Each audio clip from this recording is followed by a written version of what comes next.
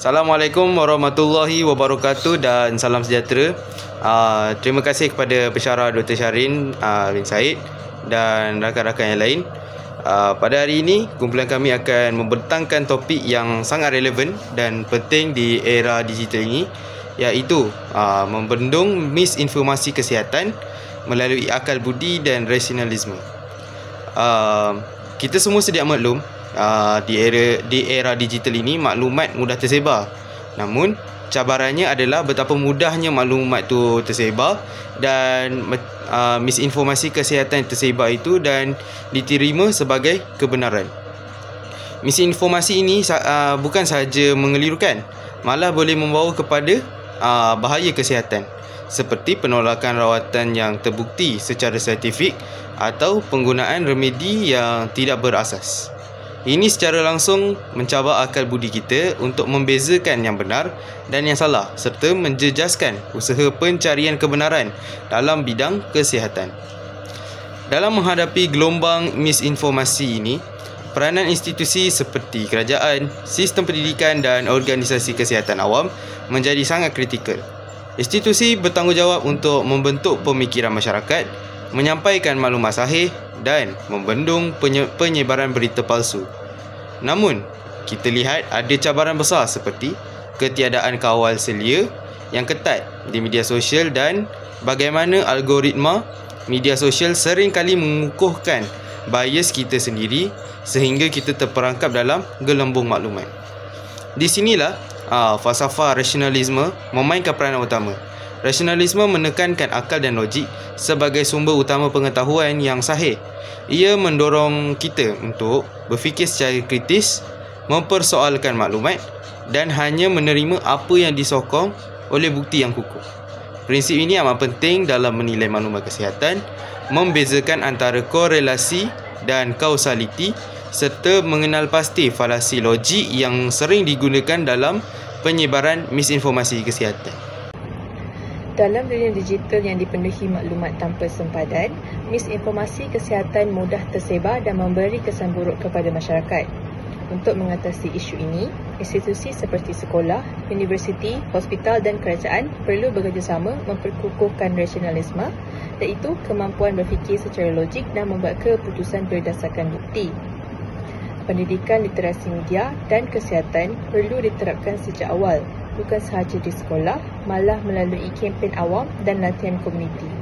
Di samping itu, institusi pendidikan harus menekankan pemikiran kritikal agar masyarakat dapat menilai kesahihan maklumat, mengenal pasti hujah yang lemah dan menolak maklumat yang tidak berasas. Institusi kesihatan awam pula mesti menyampaikan maklumat secara jelas, mudah difahami dan berdasarkan fakta saintifik. Dalam masa yang sama, kerajaan perlu melaksanakan dasar tegas terhadap penyebaran berita palsu dan menyokong inisiatif pendidikan berasaskan bukti. Punca berluasanya misinformasi kesihatan, penentangan terhadap logik dan bukti. Dalam hal ini, kita perlu faham mengapa misinformasi ini begitu mudah tersebar. Oleh itu, ada beberapa punca utama. Salah satunya ialah penyebaran viral dan sensasi. Kandungan yang membangkitkan emosi walaupun palsu cenderung tersebar dengan pantas. Ia mengabaikan fakta demi sensasi. Kandungan sebegini sering mengeksploitasi ketakutan atau harapan, menyebabkan pengguna berkongsi tanpa menilai kesahihan lalu mengukuhkan salah tanggapan. Seterusnya ialah algoritma pengukuhan bias. Media sosial menunjukkan kepada kita apa yang kita cenderung untuk percaya. Hal ini mewujudkan filter bubble yang menghalang kita daripada melihat pandangan atau bukti yang berbeza. Ini mengukuhkan bias pengesahan dan menyukarkan penerimaan maklumat yang bercanggah. Akibatnya, mitos kesihatan ini terus dipercayai bertentangan dengan prinsip rasionalisme. Selain itu ialah ketiadaan kawal selia dan pengesahan. Dalam dunia digital ini, sesiapa pun boleh kongsi maklumat kesihatan tanpa perlu ada kelayakan. Kurangnya pengawasan yang ketat di platform digital membolehkan maklumat tidak sahih tersebar tanpa tapisan yang sewajarnya. Oleh itu, hal ini bertentangan dengan prinsip rasionalisme atau autoriti ilmu.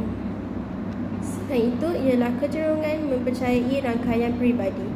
Dalam hal ini, kita lebih cenderung percaya kepada ahli keluarga atau rakan berbanding pakar. Walaupun maklumat itu tidak tepat, ini mewujudkan echo chamber, iaitu satu kelompok yang hanya ulang dan sokong pandangan sama. Dan kesannya, sukar untuk betulkan maklumat salah kerana ia sudah jadi kepercayaan bersama. Dan seterusnya ialah motif keuntungan dan agenda tersembunyi. Setengah pihak menyebarkan misinformasi untuk kepentingan keuangan atau agenda politik tanpa mempedulikan kebenaran atau kesihatan awam. Contohnya, jual produk kesihatan tanpa bukti atau galakkan teori konspirasi untuk pengaruh politik. Tindakan ini bukan sahaja menirukan orang ramai, tapi juga merosakkan kepercayaan terhadap doktor dan institusi kesihatan. Dan yang paling terakhir sekali ialah kekurangan literasi kesihatan dan digital. Hal ini dikatakan demikian kerana ramai yang tidak mempunyai kemahiran untuk menilai sumber maklumat atau memahami konsep kesihatan yang kompleks, dan ia menjadikan mereka sasaran mudah misinformasi ini. Dan mereka juga sukar membezakan antara fakta dan dakwaan palsu, dan hal ini menyebabkan keputusan berkaitan kesihatan dibuat tanpa asas yang kukuh. Assalamualaikum, saya Nur Aisyah Batrisha binti Said, nombor metrik S75492. Saya akan menyambung masalah yang timbul dan kesan akibat penolakan penakulan rasional. Penolakan terhadap penakulan rasional membawa kepada kesan yang serius. Selain salah faham tentang penyakit, ia menyebabkan penolakan vaksin, penggunaan rawatan palsu dan boleh mengakibatkan trauma psikologi serta komplikasi kesihatan yang membahayakan nyawa.